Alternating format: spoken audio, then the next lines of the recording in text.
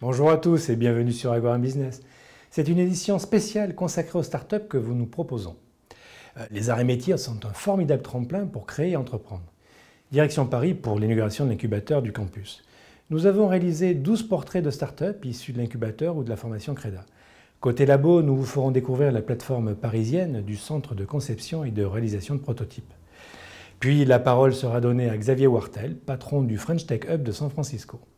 Enfin, nous ferons un petit détour par la Bourgogne, chez Proteor. Cette entreprise de taille intermédiaire est le leader français de l'orthopédie externe. Allez, jingle!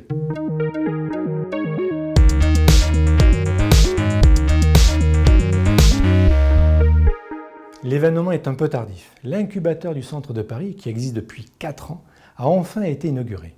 L'argument mis en avant par Henri Perronin, responsable de l'incubateur, est de montrer des résultats concrets au public, aux investisseurs et aux politiques. Écoutons Jean-Louis Missica, adjoint au maire de Paris, en charge de l'innovation.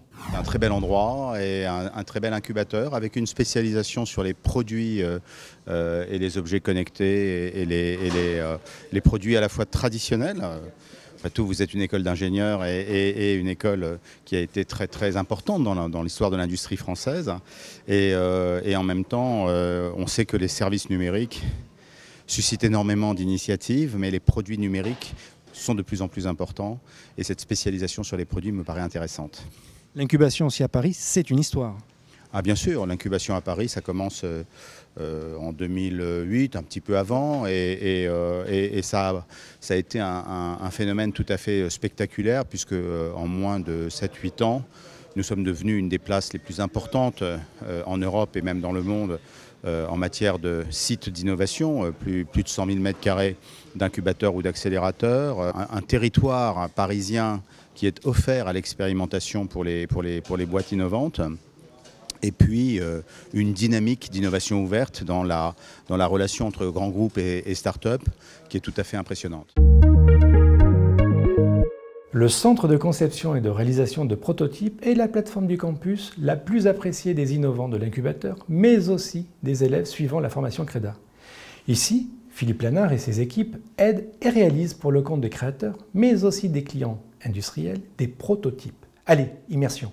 On a un certain nombre d'entreprises de l'incubateur qui viennent travailler avec nous pour la mise au point de leurs prototypes.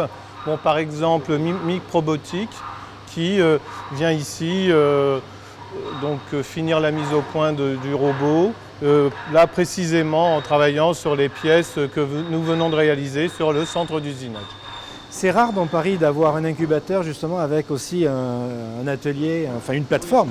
Je crois qu'aujourd'hui dans Paris, c'est sans doute le seul incubateur qui peut utiliser des moyens d'une plateforme technologique et en même temps d'un Fab Lab, c'est-à-dire d'une unité qui exploite des moyens de fabrication additive.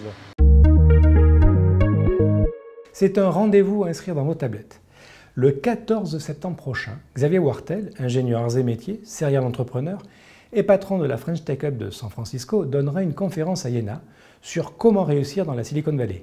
Écoutons-le. Le French Tech Hub, c'est aujourd'hui le plus gros accélérateur de sociétés technologiques, start-up françaises aux États-Unis.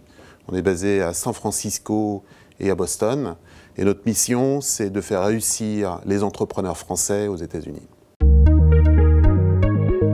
C'est en Bourgogne que nous avons rencontré les équipes de Proteor. Cette entreprise de taille intermédiaire française prône une démarche fondée sur le dialogue permanent avec les patients, les médecins spécialistes et les orthoprothésistes. De son travail R&D mené avec des centres hospitaliers universitaires et avec l'ENSAM, naît des produits à très haute valeur ajoutée. Allez, reportage. Alors là, Jambes Bioniques, effectivement, c'est un projet on a commencé les recherches avec le soutien de l'ANR il y a quelques années, avec l'ENSAM d'ailleurs, avec le laboratoire de biomécanique, l'IRR à Nancy et le CERA.